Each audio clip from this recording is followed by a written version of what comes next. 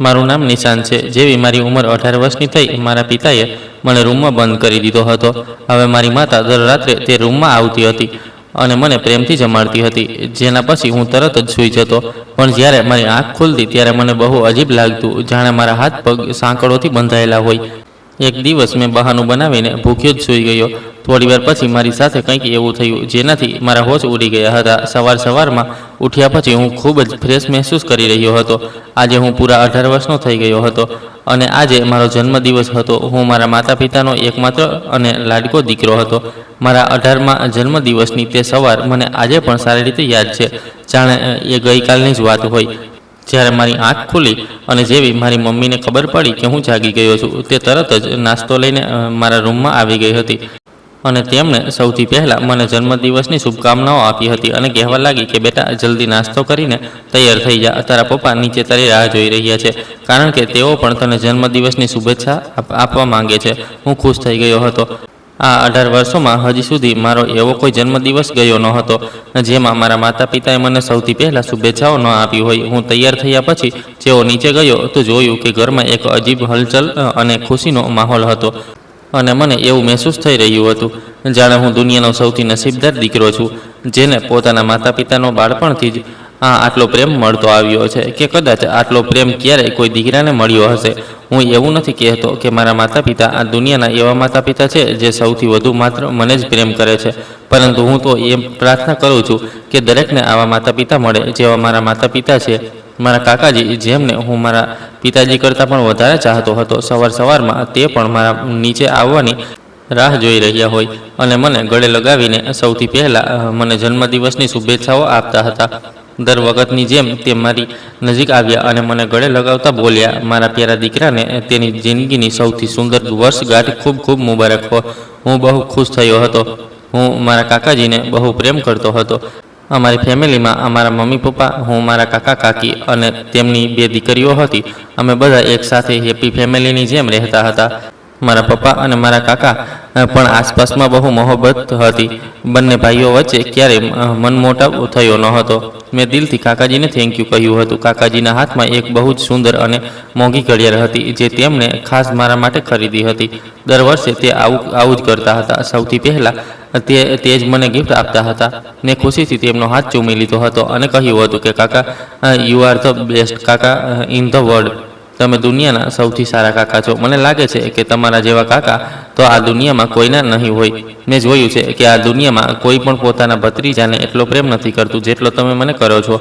હું બહુ જ લકી છું જેને આટલી પ્યારી ફેમિલી મળી છે। કાકાજી હસતા હસતા મારો કાન મરોડતા બોલ્યા કે આ દુનિયાના કોઈ કાકાને આટલો પ્યારો ભત્રીજો પણ તો નથી મળ્યો જેટલો પ્યારો મારો છે। આ વાત પર અમે બંને હસી પડ્યા હતા। તે મારી દરેક ખુશીનું ધ્યાન રાખતા હતા। તેમણે હસતા હસતા મારા માથા પર હાથ ફેરવ્યો હતો અને કહ્યું હતું કે ઉપરવાળો તને લાંબી ઉંમર આપે। તું આ પરિવારનો એકમાત્ર દીકરો છે। તું આ ઘરનો દીવો છે। અમારા માટે તારી ખુશીથી વધીને બીજું કંઈ નથી। કાકી પણ મારી નજીક આવ્યા। તે આજે મારા માટે પોતાના હાથે ખીર બનાવીને લાવ્યા હતા।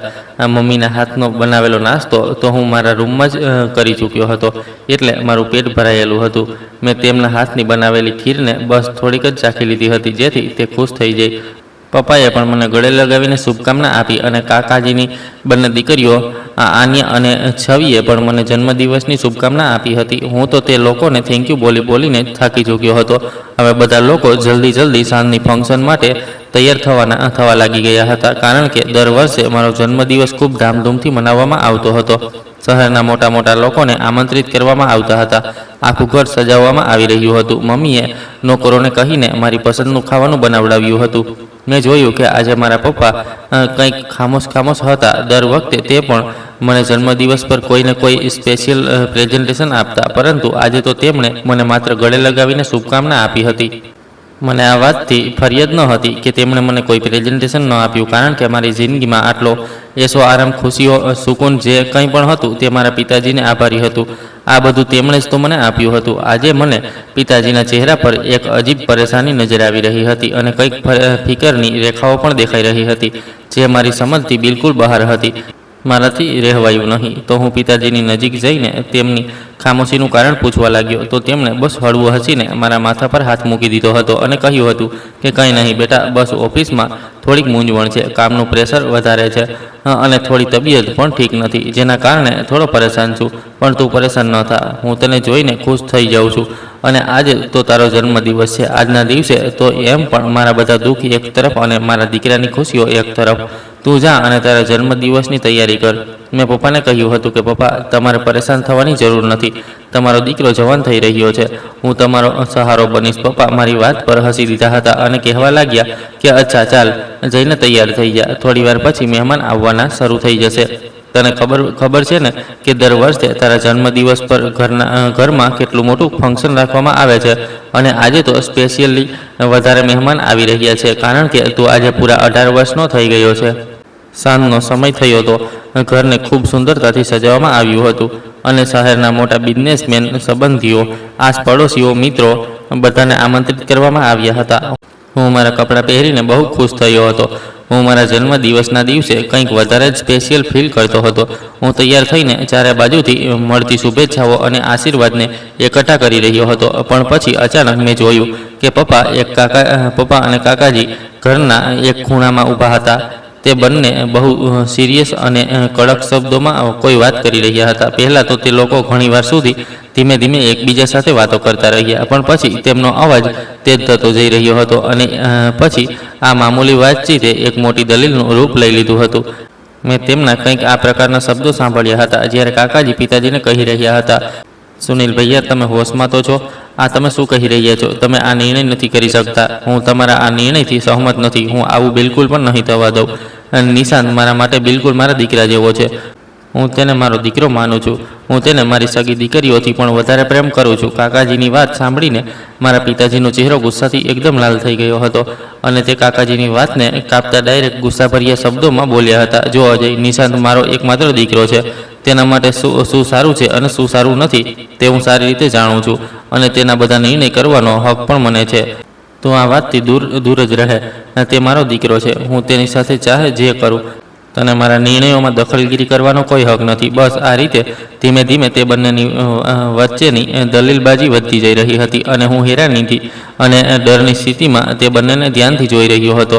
આજ પહેલાં ક્યારેય મારા પપ્પા અને કાકાએ આ રીતે આપસમાં વાતચીત કરી ન હતી અને આજે બંનેના ચહેરા પર ગુસ્સો સ્પષ્ટ નજર આવી રહ્યો હતો. બલકે આવું ક્યારેય થયું ન હતું. હંમેશા મેં તે બંનેને નરમાઈ અને મોહબ્બતથી એકબીજા સાથે વાતચીત કરતા જોયા હતા. તે બંનેના ચહેરા પર વાતચીત કરતી વખતે ભરપૂર મુસ્કાન રહેતી હતી અને આજે તો મને બિલકુલ પણ સમજાતું ન હતું કે મારા જન્મદિવસના દિવસે અચાનક આ શું તોફાન આવી ગયું છે અને એવી સી વાત થઈ ગઈ છે જેના પર બંને સગા ભાઈઓ વચ્ચે આટલી દલીલ થઈ રહી છે. પિતાજી ઝડપથી મારી તરફ આવ્યા હતા અને તેમણે મારો હાથ એટલી મજબૂતી સાથે પકડ્યો કે મને તે જ દર્દનો અહેસાસ થયો હતો. હજી હું તેમને કંઈક કહેવાનો જ હતો કે તેમણે મહેમાનો અને બધા ઘરવાળાઓની સામે મને ખેંચવાનું શરૂ કરી દીધું અને ઘરના આ પાછળના હિસ્સા તરફ લઈ જવા લાગ્યા હતા. હું વારંવાર પિતાજીને પૂછી રહ્યો હતો, પિતાજી શું થયું છે? પણ તે મારો હાથ મજબૂતીથી પકડીને ચાલતા જઈ રહ્યા હતા. તે મને સ્ટોરરૂમ તરફ લઈ ગયા હતા જ્યાં અમારા ઘરનો જૂનો સામાન રાખવામાં આવતો હતો અને મોટે ભાગે તે રૂમ બંધ રહેતો હતો. મેં પિતાજીને વારંવાર પૂછ્યું કે શું થઈ ગયું છે, શું વાત છે, તમે મને ક્યાં લઈ જઈ રહ્યા છો? જ્યારે અમે રૂમ સુધી પહોંચી ગયા ત્યારે પણ મેં તેમને ઢગલાબંધ સવાલ કર્યા હતા કે તમે મને અહીંયા કેમ લઈને આવી રહ્યા છો, પણ તેમણે મારા સવાલોનો એક પણ જવાબ આપવાનું ઠીક ન સમજ્યું હતું. પિતાજી મને રૂમની અંદર લઈને દાખલ થયા તો હું સમજી ગયો હતો કે તે મને આ રૂમમાં બંધ કરવા માંગે છે. મેં તેમનો હાથ મજબૂતીથી પકડી લીધો હતો અને ફરીથી તેમને પૂછ્યું કે પિતાજી, આખરે શું વાત છે? મારાથી એવી સી ભૂલ થઈ ગઈ છે, મને જણાવો તો ખરા. પરંતુ પિતાજીએ તો મારી તરફ એક નજર પણ ન નાખી હતી અને મને સતત ખેંચતા રહ્યા હતા. મારી માં જે લાઉન્જમાં એક ખૂણામાં ઊભી હતી તે પોતાના બંને હાથોથી ચહેરો છુપાવીને ધ્રુસકે રડી રહી હતી. મેં તેમની તરફ મદદ કરતી નજરોથી જોયું હતું. કાકા અને કાકી પણ બિલકુલ ખામોશ હતા. મેં માને પણ ચીસ પાડીને કહ્યું હતું, માં, તમે તો પપ્પાને રોકો, શું થઈ ગયું છે આપ સૌ લોકોને? પરંતુ માએ તો વધુ તેજીથી રડવાનું શરૂ કરી દીધું હતું.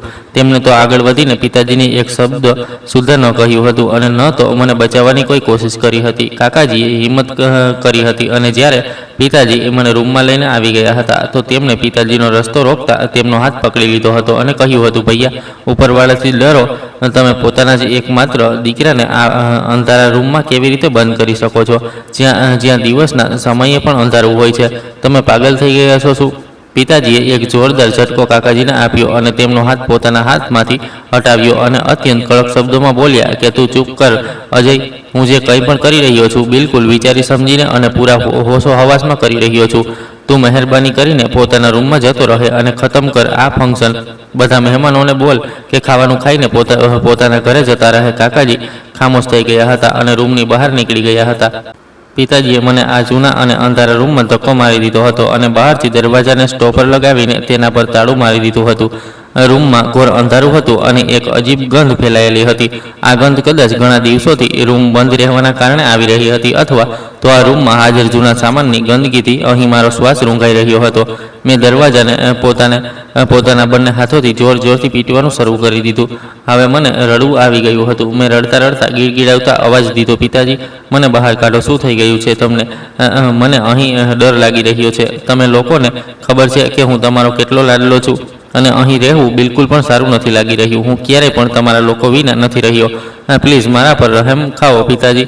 આખરે તમે આવું કેમ કરી રહ્યા છો? કલાકો વીતી ગયા હતા પરંતુ બહારથી કોઈ અવાજ આવ્યો ન હતો અને મારું અહીં ચીસો પાડી પાડીને બુરું હાલ થઈ ચૂક્યું હતું. મને અહીં બહુ ગરમી લાગી રહી હતી અને અંધારાના કારણે બહુ ગભરામણ પણ થઈ રહી હતી. હું દરવાજાની પાસે જ જમીન પર બેઠો હતો. મારા નવા કપડાં ગંદા થઈ ચૂક્યા હતા અને વિચારવા લાગ્યો કે મારી હસતી ખેલતી અને સુંદર જિંદગીને અચાનક કોની નજર લાગી ગઈ છે. રાતના કોઈ સમયે મને દરવાજાની બહાર કોઈના પગલાંની હળવી આહટ સંભળાઈ હતી અને પછી દરવાજાની પારથી કાકાજીની અત્યંત ડરવાળી અને ગમગીન અવાજ આવી. તે કહી રહ્યા હતા, નિશાંત બેટા, મને માફ કરી દેજે. હું તારા પેરેન્ટ્સની સામે બિલકુલ લાચાર થઈ ચૂક્યો છું. મેં તેમને બહુ સમજાવવાની અને રોકવાની કોશિશ કરી પરંતુ તે મારી કોઈ પણ વાત સાંભળવા માટે તૈયાર નથી. મેં મારો પરસેવો સાફ કરતા દરવાજાની પાસે જઈને કહ્યું, કાકાજી તમે તેમને મનાવો ને. તમે તો તેમના સગા ભાઈ છો. તમને ખબર છે ને કે તમારો ભત્રીજો ક્યારે આ રીતે બંધ અને ગૂંગળામણ ભરેલા રૂમમાં નથી રહ્યો. અહીં મારી હાલત ખૂબ ખરાબ થઈ રહી છે. આખરે પિતાજીને શું થઈ ગયું છે ખબર નહીં. મારાથી એવી કઈ ભૂલ થઈ ગઈ છે કે મને આટલી મોટી સજા આપવામાં આવી રહી છે? હું આ અંધારામાં મરી જઈશ. કાકાજીએ એક લાંબો નિશ્વાસો નાખ્યો અને અત્યંત દુઃખભર્યા અંદાજમાં કહ્યું, બેટા મને પણ ખૂબ કંઈક સમજાતું નથી. ખબર નહીં ભૈયાને અચાનક શું થઈ ગયું છે. તે તો તારા પર પોતાનો જીવ છાંટતા હતા. બસ તું થોડી હિંમત કર મારા દીકરા. હું જરૂર તારા માટે કંઈક ને કંઈક કરીશ. હું તને આ કેદ ભરેલી તન્હાઈમાં નહીં છોડું. આ વાતને ઘણા કલાકો વીતી ચૂક્યા હતા અને હવે અડધી રાતનો સમય આવી ગયો હતો. હું ભૂખ, તરસ અને રડવાના કારણે બિલકુલ બેહાલ થઈને જમીન પર લેટી ગયો હતો. અચાનક દરવાજાનું બહારનું તાળું ખુલવાનો અવાજ આવ્યો અને મારી માના હાથમાં મોબાઈલ હતો, જેની ટોચ ખુલ્લી હતી અને બીજા હાથમાં ખાવાની પ્લેટ હતી. તે અંદર દાખલ થઈ મેં જોયું કે તેમની આંખો સતત રડવાના કારણે લાલ થઈ ચૂકી હતી અને તેમનો ચહેરો બિલકુલ પીળો પડી ચૂક્યો હતો, જાણે તેમના શરીરમાં લોહી જ ન રહ્યું હોય. મેં ગુસ્સા અને નફરતથી મારો ચહેરો પાછળની તરફ કરી લીધો હતો અને કહ્યું, તમે અહીં કેમ આવ્યા છો? તમે પણ તો પિતાજીની જેમ ઘમંડી અને જુલમી થઈ ગયા છો. તમે મને તેમના જુલમથી બચાવ્યો કેમ નહીં? શું માં એવી હોય છે જે પોતાની ઓલાદને તકલીફમાં છોડી દે? મારી વાત સાંભળીને માએ કોઈ જવાબ ન આપ્યો હતો. તે બસ ખામોશીથી મારી નજીક આવીને જમીન પર બેસી ગઈ હતી અને પોતાના ધ્રુજતા હાથોથી કોળીઓ બનાવીને મારા મોં તરફ વધારી દીધો હતો. મેં ખૂબ ગુસ્સામાં તેમનો હાથ ઝટકી દીધો અને કહ્યું કે મને નથી ખાવું તમારું આપેલું કંઈ પણ. મને આ જ રીતે ભૂખ્યો તરસ્યો તડપીને મરી જવા દો, જેથી તમે લોકોની જાન છૂટી જાય. માની આંખોમાંથી આંસુની ધોધ લાગી ગઈ હતી અને તે ખૂબ દુઃખ અને તકલીફ ભર્યા અંદાજમાં બોલી, મારા બેટા આવું ન કહે, જીદ ન કર. આ થોડુંક ખાવાનું ખાઈ લે, નહીં તો તું નબળાઈથી બીમાર પડી જઈશ અને મારાથી તારી આ તકલીફ નહીં જોવાશે. તેમની અવાજમાં એટલી બેબસી અને લાચારી હતી કે હું તેમની આગળ ઇનકાર જ ન કરી શક્યો. અને સાચી વાત તો એ હતી કે મને ખૂબ તેજ ભૂખ પણ લાગી રહી હતી. મેં રડતા રડતા તેમના હાથથી કોળીઓ લેવાના શરૂ કરી દીધા હતા અને ખામોશીથી ખાવાનું ખાવા લાગ્યો. ખાવાનું પૂરું થતાં જ થોડી મિનિટો પણ નહોતી વીતી કે મને મારા શરીરમાં એક અજીબ સુસ્તી અને બેહોશીનો અહેસાસ થવા લાગ્યો હતો. મારું માથું તેજીથી ભારે થવા લાગ્યું હતું અને મારી આંખો આપોઆપ બોજલ થઈને બંધ થવા લાગી હતી, જાણે કોઈએ મારા દિમાગ પર કોઈ ભારે પડદો નાખી દીધો હોય. હું લથડાતી અવાજમાં મને કહેવા લાગ્યો, માં મને બહુ તેજની ઊંઘ આવી રહી છે. મારાથી આંખો ખુલી જ નથી રહી. માએ પોતાના આંસુ સાફ કર્યા અને નરમાઈથી મારું માથું પોતાના ખોળામાં રાખીને તેને પંપાડતા કહ્યું, સૂઈ જા મારા બેટા, આરામ કર, તને ઊંઘની જરૂર છે. તેના પછી મને બિલકુલ પણ હોશ નહોતો રહ્યો કે ક્યારે હું ઊંઘની ખીણોમાં ઉતરી ગયો છું અને ક્યારે માં મને તે ગૂંગણામણ ભરેલા અને અંધારા રૂમમાં છોડીને ત્યાંથી ચાલી ગઈ અને બહારથી ફરી તાળું લગાવી દેવાયું. મારી તે ઊંઘ કોઈ મામૂલી માણસની નોર્મલ ઊંઘની જેમ બિલકુલ પણ ન હતી, બલકે તે એક બેહોશી જેવી સ્થિતિ હતી જેમાં માણસને પોતાના આસપાસના માહોલનો કોઈ અહેસાસ જ નથી રહેતો. મારું દિમાગ વીતી ગયેલા પળોના ઝરૂખાઓમાં ભટકવા લાગ્યું હતું અને મને મારી તે હસતી ખેલતી જિંદગી યાદ આવવા લાગી હતી જે બસ કાલ સુધી મારી હતી. હું મારા માતા પિતાનો એકમાત્ર અને લાડકો દીકરો છું. મારો પરિવાર બહુ ખુશાલ અને મોહબ્બત કરવાવાળો હતો. દાદાજીના મર્યા પછી અમે બધા એક મોટા ઘરમાં જોઈન્ટ ફેમિલીની જેમ રહેતા હતા, જેમાં મારા પેરેન્ટ્સ સિવાય મારા કાકાજી પણ સામેલ હતા. કાકાજીની એક દીકરી 14 વર્ષની હતી અને બીજી દીકરી 17 વર્ષની હતી. કાકાજીને કોઈ દીકરો ન હતો. તેમને હંમેશાથી દીકરાની ખ્વાહિશ રહી હતી, તેથી તે મને ખૂબ પ્રેમ કરતા હતા. તે હંમેશા મારા માટે નવા નવા ગિફ્ટ લઈને આવતા હતા.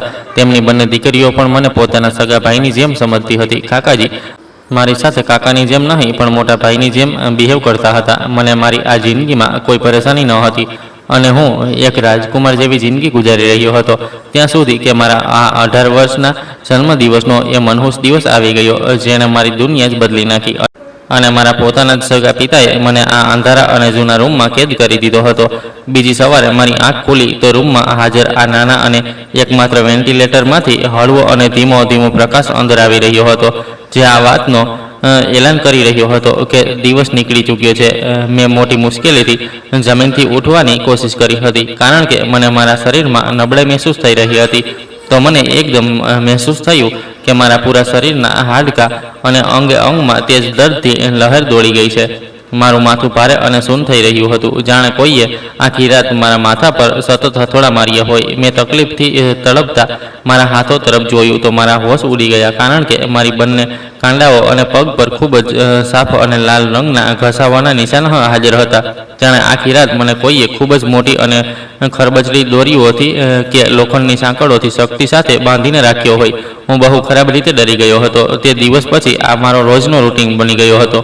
મને આ રૂમમાં બંધ થયાને ઘણા દિવસો વીતી ચૂક્યા હતા અને દરેક દિવસ મારા માટે એક સમાન તકલીફ લઈને આવતો હતો. દિવસભર હું એક અંધારા રૂમમાં રહેતો હતો જ્યાં બહારથી એક અજીબ ખામોશી છવાયેલી રહેતી હતી. બપોરના સમયે અવારનવાર કાકાજી દરવાજાની બહાર આવીને ઊભા થઈ જતા હતા અને રડતી અવાજમાં મારી સાથે વાતો કરતા હતા. તેમનું કહેવું હતું કે તે મારા પિતાજીને સમજાવીને થાકી ગયા છે, પણ તે માની નથી રહ્યા અને પછી દર રાત્રે માં આવતી અને મને પોતાના હાથે ખાવાનું ખવડાવતી, જેના પછી હું આ જ રીતે ગાઢ અને સુકૂન ભરેલી ઊંઘમાં જતો રહેતો હતો અને સવારે ઉઠતો તો આખું શરીર એ જ દર્દ કરતું હતું અને કાંડા બંધાયેલા હોવાના એ જ લાલ નિશાન હાજર રહેતા હતા. આ વીતતા દિવસોની સાથે મારા દિલનો ડર વધતો જઈ રહ્યો હતો કે આ પૂરા બંધ રૂમમાં રાતના સમયે મારી સાથે એવું શું થાય છે જે મારા શરીર પર આટલા ઊંડા અને તકલીફદાયક નિશાન બની જાય છે.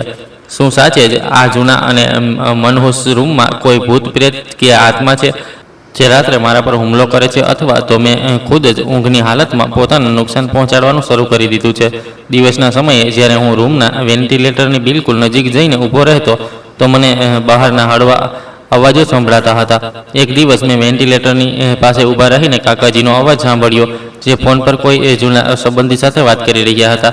તે અત્યંત અફસોસભર્યા શબ્દોમાં કહી રહ્યા હતા કે નિશાનની દિમાગી હાલત દિવસે દિવસે બગડતી જઈ રહી છે અને તે બહુ જ અજીબો ગરીબ હરકતો કરવા લાગ્યો છે. એટલે ભૈયાએ મજબૂરીમાં તેને તે રૂમમાં બંધ કરી દીધો છે જેથી તે કોઈને નુકસાન ન પહોંચાડી દે. કાકાજીની બધી વાતો સાંભળીને મારા પગ નીચેથી જમીન સરકી ગઈ હતી. શું જે કાકાજીએ કહ્યું હતું તે સાચું હતું? શું હું અંદરથી પાગલ થઈ રહ્યો હતો? પરંતુ મારું દિલ આ વાત માનવા માટે તૈયાર ન હતું કારણ કે મારું દિમાગ તો બિલકુલ ઠીક અને મારા વિચારસરણી બિલકુલ સાફ થતી હતી, સિવાય તે અંધારા પળોના જેમાં હું આ અજીબ ઊંઘમાં મધવસ્ત થતો હતો. ઘણા અઠવાડિયાઓ સુધી સતત આ કેદ અને રોજ રાતની બેહોશી અને શરીર પર ઉભરાના આ નિશાન મને ખતરનાક પગલાં ઉઠાવવા પર મજબૂર કરી રહ્યા હતા. મેં મારી જાત સાથે આ પાકો અને અટલ નિર્ણય કરી લીધો હતો કે હું આજે કોઈ પણ હાલતમાં જાગીશ અને મારી આંખોથી જોઈશ કે મારી સાથે આ ઘોર અંધારામાં શું થાય છે અને કોણ છે જે મારી સાથે આ રમત રમી રહ્યો છે. રાતના સમયે જ્યારે માં રોજ મુજબ મારા માટે ખાવાનું લઈને આવી ત્યારે જ મેં મારા પ્લાન પર ફોકસ કરવાનું શરૂ કરી દીધું હતું. તેમને મારી વાતોમાં ઉલઝાવવાની કોશિશ કરી હતી. મેં રડતા રડતા તેમનો હાથ પકડ્યો અને માસુમિયતથી જૂની વાતો કરવા લાગ્યો. મારી વાતો સાંભળીને માં ભાવુક થઈ ગઈ હતી અને મને ગળે લગાવીને જોર જોરથી રડવા લાગી. અને આ દરમિયાન જ્યારે તેમનું ધ્યાન મારાથી હટ્યું તો મેં મોટી ચાલાકીથી ખાવાનો કોળિયો જે તેમણે મને પોતાના હાથોથી આપ્યો હતો તેને ગળી જવાને બદલે મારા પલંગના ઓશિકા નીચે છુપાવી દીધો હતો. માના ગયા પછી મેં તે ખાવાનું ત્યાં જ છુપાયેલું રહેવા દીધું અને પોતે પલંગ પર સૂવાનો અભિનય કરવા લાગ્યો. રૂમમાં ગૂંગણામણ થવા લાગી. અંધારું હતું અને હું મારા શ્વાસ રોકીને જાગી રહ્યો હતો. સમય પસાર થઈ રહ્યો હતો કે અચાનક મેં દરવાજાની બહાર સ્ટોપર ખુલવાનો હળવો અવાજ સાંભળ્યો. જાણે કોઈ દબાતા પગલે મારા પલંગની નજીક આવીને ઊભું થઈ ગયું. તે માણસના પગલાંની આહટ બિલકુલ મારી બરાબરમાં આવીને રોકાઈ ગઈ હતી અને મને મહેસૂસ થયું કે કોઈ મારા પર ઝૂકી રહ્યું છે. મેં હિંમત કરીને મારી પાંપણોની વચ્ચે થોડાક ફાસલો કર્યો તો વેન્ટિલેટરમાંથી આવતી ચાંદનીની હળવી રેખા તે માણસના ચહેરા પર પડી રહી હતી. તેના ચહેરાને જોતાં જ મારા શરીરનું બધું લોહી જાણે બરફ બની ગયું હતું. મને મારો શ્વાસ ગળામાં અટકી ગયો. તે કોઈ ભૂત પ્રેત કે આત્મા ન હતી, બલકે મારા કાકાજી હતા, જેમને હું આ દુનિયામાં સૌથી વધારે ચાહતો હતો. તેમના હાથમાં એક નાની શીશી હતી અને એક રૂમાલ હતો જેમાંથી અજીબ ગંધ આવી રહી હતી. કાકાજીના ચહેરા પર તે મહેરબાન મુસ્કાન બિલકુલ ન હતી જે મેં હંમેશા જોઈ હતી, બલકે તેમની આંખોમાં દહેશત નાચી રહી હતી.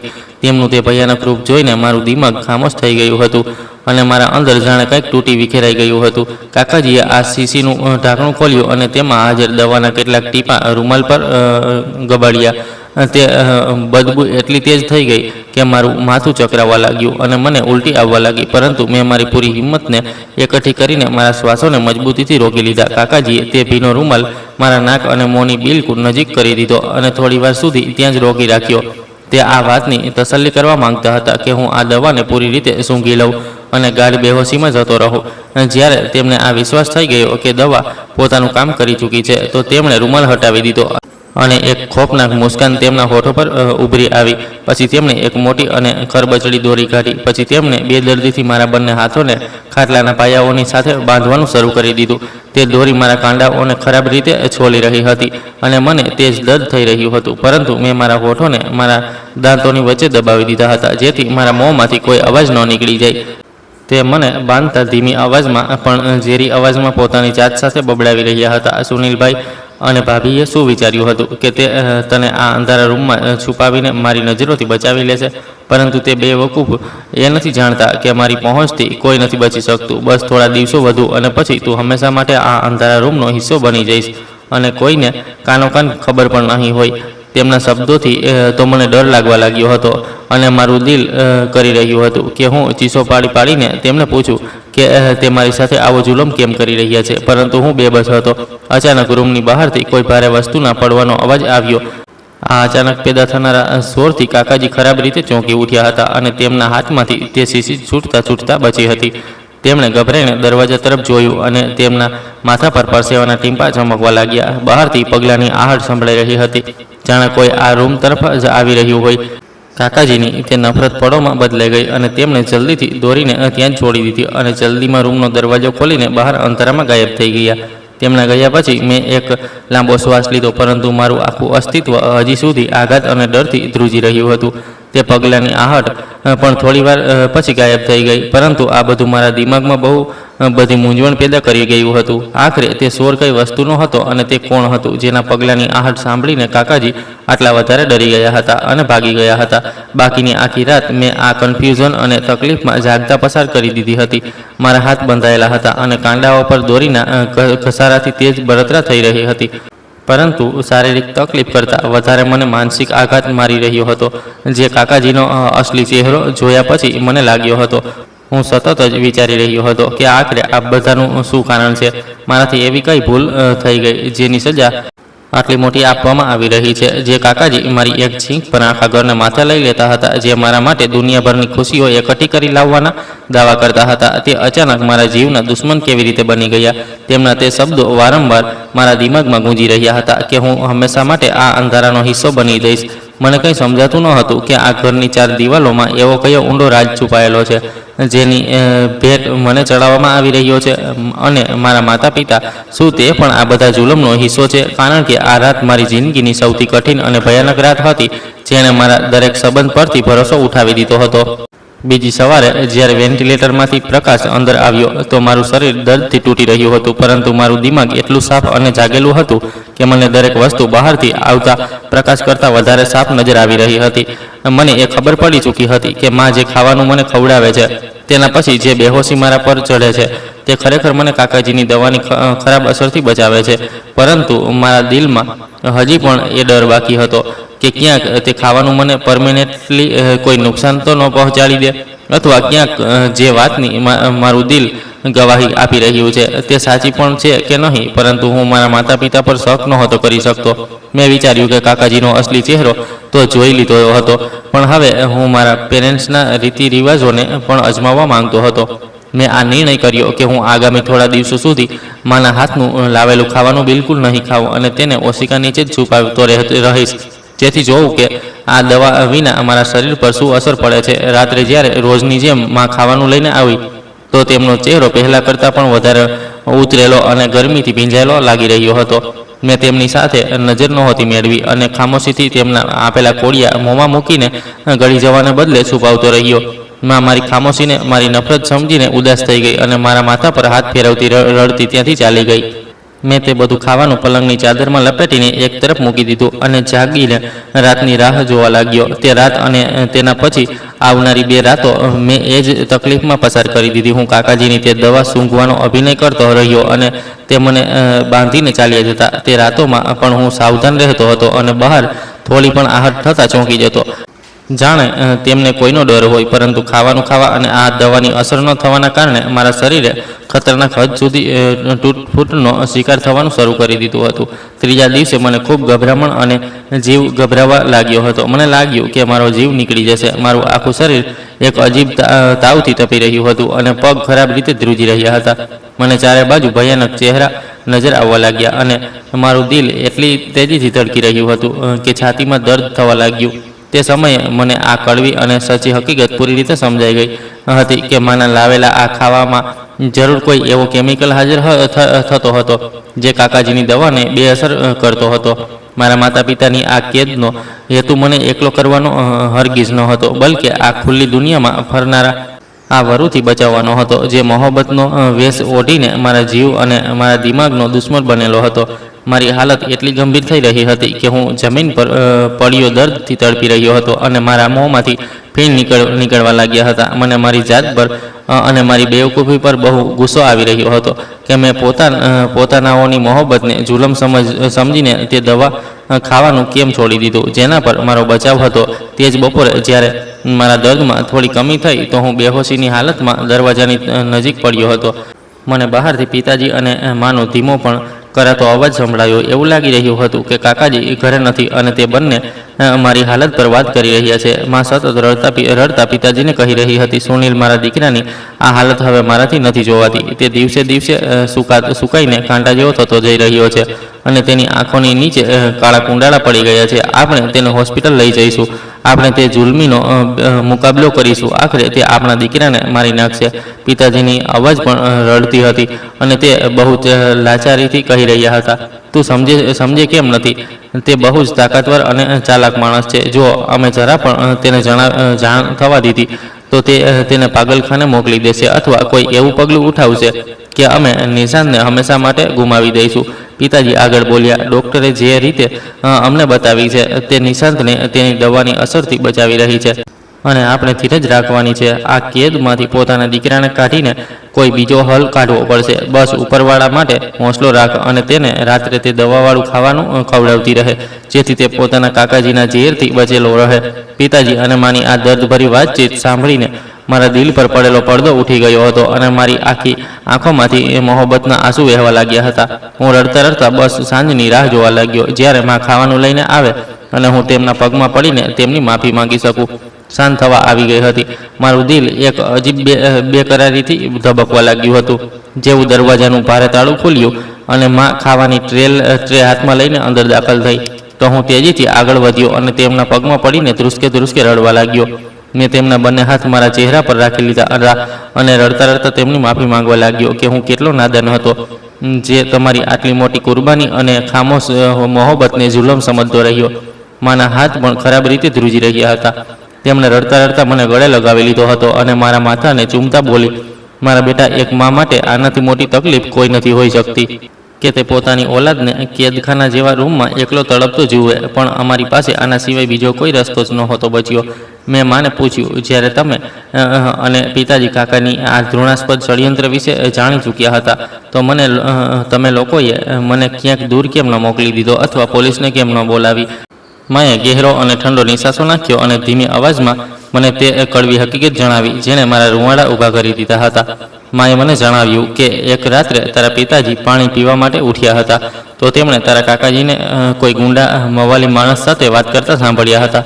તારા કાકાજી તેને કહી રહ્યા હતા કે જો સુનિલ ભૈયા પોતાના દીકરાને લઈને આ શહેરથી નીકળવાની થોડી પણ કોશિશ કરે તો તેમની ગાડીનું એવું ખતરનાક એક્સિડન્ટ કરાવી દેજે કે કોઈ પણ જીવતું ન બચી શકે, જેથી જાયદાદનો આખો કિસ્સો હંમેશા માટે ખતમ થઈ જાય. માએ આગળ જણાવ્યું કે તારા કાકાજીના સંબંધ શહેરના ખૂબ મોટા અને ખતરનાક બદમાશોની સાથે છે અને તે એટલા તાકાતવર છે કે પોલીસ તેમની મુઠ્ઠીમાં છે. એટલે જો અમે ખુલ્લેઆમ તેની સાથે બગાવત કરીએ તો તે અમને અને તને જાનથી મારી નાખશે. તારા પિતાજીએ જાણી બૂજીને તને આ સ્ટોર રૂમમાં બંધ કરવાનું નાટક રચ્યું, જેથી તારા કાકાને લાગે કે તું સાચે જ અમારી નજરોમાં પણ પાગલ થઈ ચૂક્યો છે અને તે પોતાની જીતની ખુશીમાં લાપરવાહ થઈ જાય. માની વાતો સાંભળીને મારા દિલમાં પિતાજી માટે મોહબ્બત અને ઇજ્જત વધુ વધી ગઈ હતી, જે મારી ખાતર એક બહુ મોટી અને ખતરનાક જંગ ખામોશીની સાથે લડી રહ્યા હતા. તેમણે મને પોતાના હાથોથી ખાવાનું ખવડાવ્યું અને જણાવ્યું કે તારા પિતાજીએ શહેરના એક બહુ જૂના અને ઈમાનદાર ડૉક્ટરને બધી હકીકત જણાવીને તેમની પાસેથી તે કેમિકલ મેળવ્યું હતું, જે હું રોજ તને ખાવામાં ભેળવીને આપતી હતી, જેથી તારા કાકાજીની ઝેરી દવા તારા દિમાગને નુકસાન ન પહોંચાડી શકે. માએ મારા કાંડાઓ પર હાજર દોરીના નિશાનો પર ખૂબ પ્રેમ અને નરમ હાથોથી મલમ લગાવ્યો અને ધીમી અવાજમાં બોલી, તારા પિતાજીએ છેલ્લા ઘણા દિવસોથી રાત દિવસ એક કરીને તારા કાકાજીની વિરુદ્ધ તેના કાળા ધંધાઓ અને તેની દવાની ખરીદીના પક્કા પુરાવા એકઠા કરી લીધા છે અને તેમણે આ રૂમના વેન્ટિલેટરની બિલકુલ બહાર એક નાનો અને સિક્રેટ કેમેરો પણ લગાવી દીધો છે, જે રાતના અંધારામાં તારા કાકાજીની દરેક હરકતને રેકોર્ડિંગ કરી રહ્યો છે. આ સાંભળીને મારા અંદર એક અજીબ તાકાત અને સુકૂન ઉતરી આવ્યું હતું કે હું એકલો નથી અને મારા પિતા મારી સાથે હિફાજત માટે એક મજબૂત ચટ્ટાન બનીને મારી પાસે ઊભા છે. માએ કહ્યું, બેટા, આ 4 મહિનાઓમાં તારી હિફાજત અમારા માટે સૌથી વધારે જરૂરી છે અને અમે તને એટલે જ બચાવીને રાખવા માંગીએ છીએ, જેથી તું માનસિક અને શારીરિક રીતે બિલકુલ તંદુરસ્ત રહે અને કાકાજીને તેમના અંજામ સુધી પહોંચાડવામાં અમારો સાથ આપી શકે. તે રાત્રે જ્યારે કાકાજી પોતાના એ જ ઈરાદાની સાથે મને દવા સૂંઘાડવા અને બાંધવા આવ્યા, તો મારા અંદર થોડો પણ ડર નહોતો, બલકે મેં મોટી ચાલાકીથી બેહોશ થવાનો અભિનય કર્યો અને દિલમાં જ હું તેમની બેવકૂફી પર મુસ્કુરાતો રહ્યો, કારણ કે તેમનો દરેક જુલમ કેમેરામાં રેકોર્ડ થઈ રહ્યો હતો. પરંતુ થોડા દિવસો આ જ કન્ફ્યુઝન અને ખામોશીના તોફાનમાં પસાર થઈ ગયા હતા અને હવે ઘરની અંદરનો માહોલ દિવસે દિવસે ગૂંગળામણ ભર્યો થતો જઈ રહ્યો હતો, કારણ કે કાકાજીની બેચેની અને બોખલાહટ હવે તેમના ચહેરા પર અને તેમની હરકતોથી સ્પષ્ટ જાહેર થવા લાગી હતી. તેમને આ વાત અંદર ખાઈ રહી હતી કે તેમની આપેલી આટલી તેજ કેમિકલ હજી સુધી મારા પર પૂરી રીતે અસરકારક કેમ ન થઈ અને હું હજી સુધી મારું દિમાગી સંતુલન ખોઈને પાગલ કેમ ન થયો. તે દરરોજ કોઈને કોઈ બહાને પિતાજી સાથે ઝઘડતા હતા, ઘરનો સુકૂન બરબાદ કરવાની કોશિશ કરતા હતા, જેથી મારા માતા પિતા આ દબાણનો શિકાર થઈને હાર માની લે અને મને કોઈ પાગલખાનામાં શિફ્ટ કરી દે. કાકાજી અવારનવાર દરવાજાની બહાર આવીને તે જ અવાજમાં કહેતા હતા કે નિશાંત, હાલત હવે કંટ્રોલ બહાર થઈ ચૂકી છે અને તેને જલ્દીથી જલ્દી કોઈ મોટા પાગલખાનામાં દાખલ કરાવવું બહુ જરૂરી છે, નહીં તો તે કોઈનો પણ જીવ લઈ શકે છે અને આ મનહુસિયત આખા ઘરને બરબાદ કરી દેશે. પિતાજી તેમની દરેક વાતને ખૂબ ધીરજ અને ગહેરી ખામોશીથી સહન કરતા હતા અને માત્ર એટલું કહેતા હતા કે મારો દીકરો જ્યાં પણ છે બિલકુલ ઠીક છે, મને તેના ઈલાજ વિશે કોઈ સૂચનની કોઈ જરૂર નથી. પિતાજીના આ બે ટૂંક અંદાજે કાકાજીને વધુ ગુસ્સામાં નાખી દીધા હતા અને તે કોઈ બહુ જ ભયાનક અને ખતરનાક પગલું ઉઠાવવાનો પ્લાન બનાવી ચૂક્યા હતા. તેમને લાગી રહ્યું હતું કે તેમની બધી મહેનત બરબાદ જઈ રહી છે. એક દિવસ બપોરના સમયે ઘરમાં અચાનક બહુ વધારે શોર થઈ ગયો અને મને બહારથી ઘણા અજાણ્યા લોકોનો પગલાંની આહટ સંભળાઈ. કાકાજી પોતાની સાથે શહેરના બે બહુ જ મોટા સાયક્રિસ્ટિક ઘર લઈને આવ્યા હતા. તેમણે અમારા બધા સંબંધીઓ અને આસપડોશીઓને પણ એકઠા કરી લીધા હતા, જેથી બધાની સામે તે એક બહુ મોટો તમાશો ઊભો કરી શકે. કાકાજીએ બધાની સામે હમદર્દીના જૂઠા દુઃખનો નાટક કરતા એલાન કર્યું કે નિશાંતની હાલત હવે આ સ્ટેજ પર પહોંચી ચૂકી છે કે તેનું આ ઘરમાં રહેવું અમારા બધાના જીવ માટે ખતરો છે બની ચૂક્યું છે.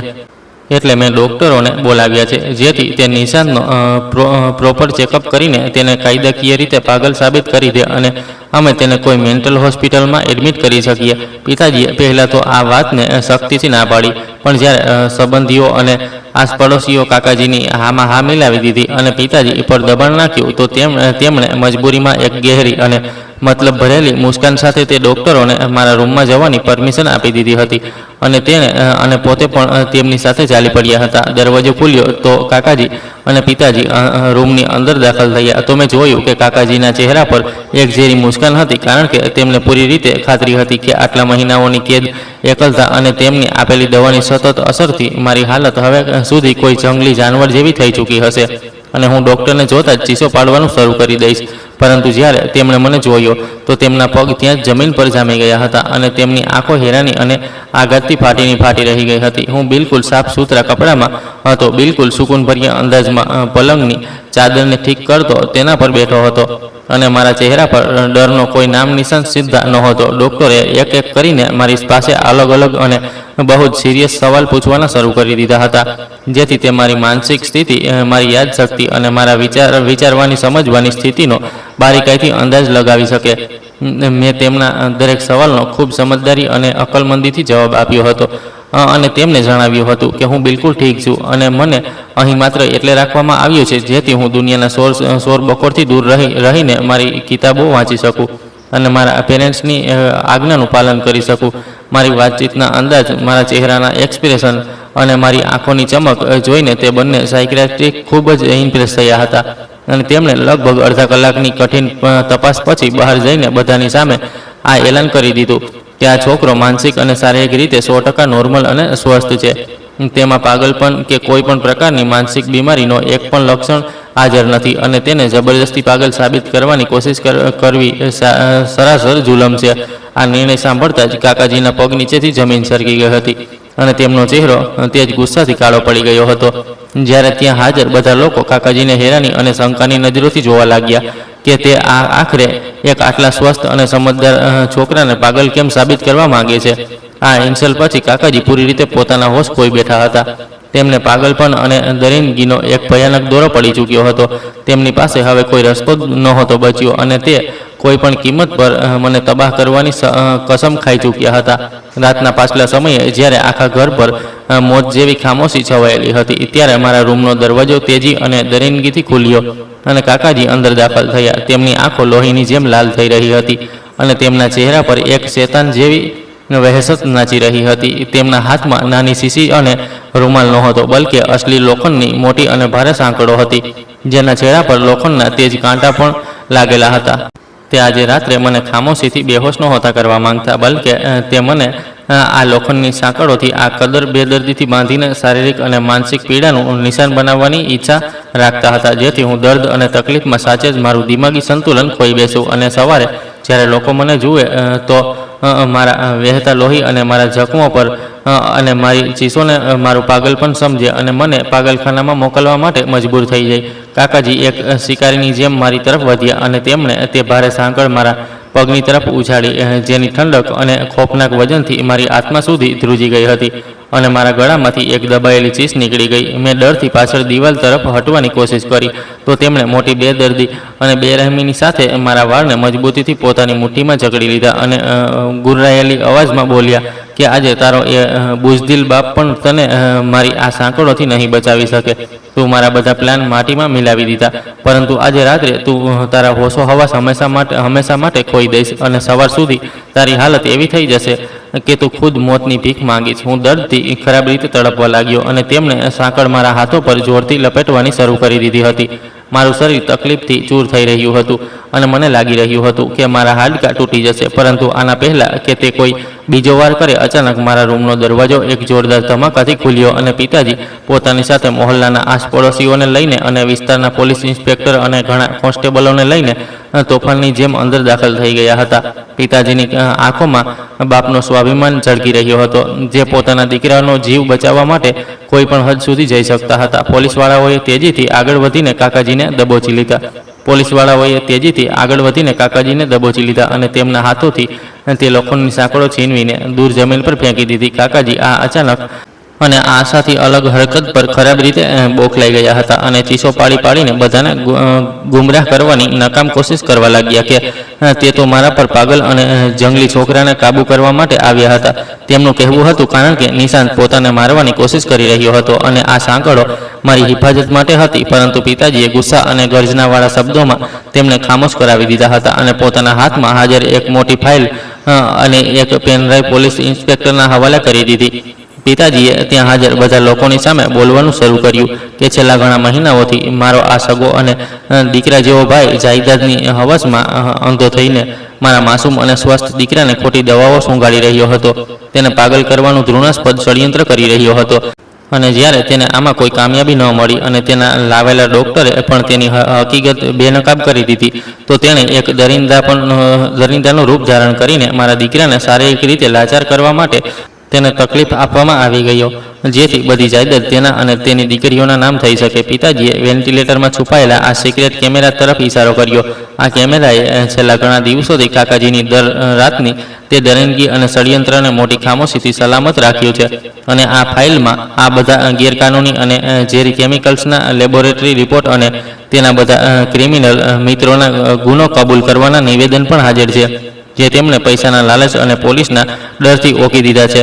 પિતાજીએ કહ્યું, મેં એટલે જ એ રાત દિવસ એક કરીને અને પોતાના દીકરાને કેદમાં રાખ્યો, જેથી હું આ અસ્થિરના સાપને અસલી ચહેરો તમારા બધાની અને કાયદાની સામે બેનકાબ કરી શકું અને તેના કાળા ધંધાઓને હંમેશા માટે ખતમ કરી શકું. બધા પડોશી અને સંબંધીઓ આ બધી ભયાનક સચ્ચાઈ સાંભળીને અને પુરાવા જોઈને દંગ રહી ગયા હતા અને તેમના માથા શરમથી ઝૂકી ગયા હતા કે તે કઈ રીતે આ જુલ્મી માણસની વાતોમાં આવીને એક માસૂમ બાળક પર શક કરતા રહ્યા. પોલીસ ઇન્સ્પેક્ટરે તે બધા પુરાવા પોતાની હિરાસતમાં લઈ લીધા હતા અને કોન્સ્ટેબલોને સખત અંદાજમાં હુકમ આપ્યો કે આ બેરહમ અને લાલચી દરિંદાને અટકળીઓ પહેરાવીને તરત હવાલતમાં બંધ કરી દેવામાં આવે, જેથી તેના પર કાળા ધંધાઓ, કતલ અને બ્લેકમેલિંગનો મુકદ્દમો દાખલ કરી શકાય. કાકાજીનો બધો ઘમંડ અને અહંકાર હવે માટીમાં મળી ચૂક્યો હતો અને તે ગીડગીડાવા અને માફીઓ માંગવા પર ઉતરી આવ્યા હતા. પરંતુ પિતાજીએ હવે તેમની તરફથી પીઠ ફેરવી લીધી હતી અને તેમને માફ કરવાનો સાફ ઇનકાર કરી દીધો હતો. પોલીસ તેમને ખેંચતા બહાર લઈ ગઈ હતી અને તેમની ચીસો અંધારામાં ક્યાંક ગાયબ થઈ ગઈ હતી, જેના પછી આ જૂના રૂમમાં એક અજીબ સુકૂન અને ખામોશી છવાઈ ગઈ હતી. કાકી અને તેમની દીકરીઓ પણ કાકાજીની નફરત કરવા લાગી હતી. પિતાજીએ તેમને ભરોસો અપાવ્યો હતો કે આમાં તમે લોકોની કોઈ ભૂલ નથી. કાકી અને તેમની બંને દીકરીઓ સાથે કોઈ પણ પ્રકારનો કોઈ ખરાબ વ્યવહાર નથી કરવામાં આવે. તેમને તે જ ઇજ્જત મળશે જે તેમને કાકાની સામે મળતી આવી હતી. પિતાજીએ બોજલ અને ધ્રુજતા પગલે મારી તરફ વધીને મને પોતાના મજબૂત હાથોના ઘેરામાં લઈ લીધો હતો અને ધ્રુસકે એક બાળકની જેમ રડવા લાગ્યા. હું પણ તેમની છાતી સાથે ચોંટીને મારા બધા દુઃખ દર્દ, આ કેદની તકલીફને યાદ કરીને આંસુ વહાવવા લાગ્યો હતો. માં પણ ભાગતી અંદર આવી ગઈ અને અમે ત્રણેય એકબીજાની સાથે મળીને રડી રહ્યા હતા. મેં મારી બંને બહેનો તરફ જોયું, જે મારી તકલીફને જોઈને રડી રહી હતી. મેં તે બંનેના માથા પર હાથ રાખ્યો અને કહ્યું, તમારા પિતા જેલ જઈ ચૂક્યા છે તો શું થયું? તમારા લોકોનો ભાઈ હજી જીવતો અને સલામત છે. હું તમે લોકોનું ધ્યાન રાખીશ. તે બંને મારા ગળા સાથે લાગીને ધ્રુસકે રડવા લાગી હતી અને કાકીજીએ કહ્યું કે તે બેટા, અમે તારા કાકાજી તરફથી તારી માફી માંગીએ છીએ. તું અમારા માટે એ જ છે જેમ પહેલા હતો. પિતાજીએ રડતા મને કહ્યું, મારા બેટા, મને આ અંધારી કેદ માટે માફ કરી દેજે. હું તને દુનિયાની નજરોથી છુપાવીને આજ દરિંદાનો શિકાર કરી શકતો હતો અને તારો જીવ બચાવી શકતો હતો. બીજી સવારનો સૂરજ મારી જિંદગીમાં એક સાચી અને હકીકત ભરેલી આઝાદી લઈને આવ્યો હતો, જ્યારે મેં તે મનહૂસ અંધારા રૂમની દહેલીઝને હંમેશા માટે પાર કરી લીધી. આજે તે ખોફનાક કિસ્સાને વીતી ગયે ઘણા વર્ષો થઈ ગયા છે. અને મેં મારું એજ્યુકેશન પૂરું કરી લીધું છે. મારા પિતા અને મારા દાદાની જાયદાદને મારી અકલમંદી અને કામયાબીની સાથે સંભાળી રહ્યો છું. કાકાજીની બંને દીકરીઓ પણ જવાન થઈ ગઈ. તેમના લગ્ન કરવાની જવાબદારી મેં અને પિતાજીએ લઈ લીધી છે.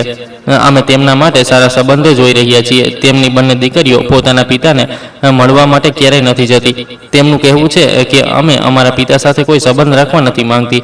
મારા કાકાજીને દોલતનો લાલચ એટલે હતો. તેમને લાગતું હતું કે તેમના દીકરા નથી, દીકરીઓ છે, અને દીકરીઓ એક દિવસ વિદાય થઈને પોતાની સાસરી જતી રહેશે તો તેમના હાથમાં કંઈ પણ નહીં લાગે. પરંતુ તે એ પણ નહોતા જાણતા કે પરિવારમાં એકતા હોવી ખૂબ જરૂરી છે. દોસ્તો, ઉમ્મીદ કરું છું તમને અમારી વાર્તા પસંદ આવી હશે. વાર્તા પસંદ આવી છે તો વિડીયોને લાઇક કરો, ચેનલ પર નવા છો તો ચેનલને સબસ્ક્રાઈબ કરો, અને હા, નોટિફિકેશન બેલને જરૂર દબાવો જેથી આગામી અપડેટ સૌથી પહેલાં તમને મળે. આભાર.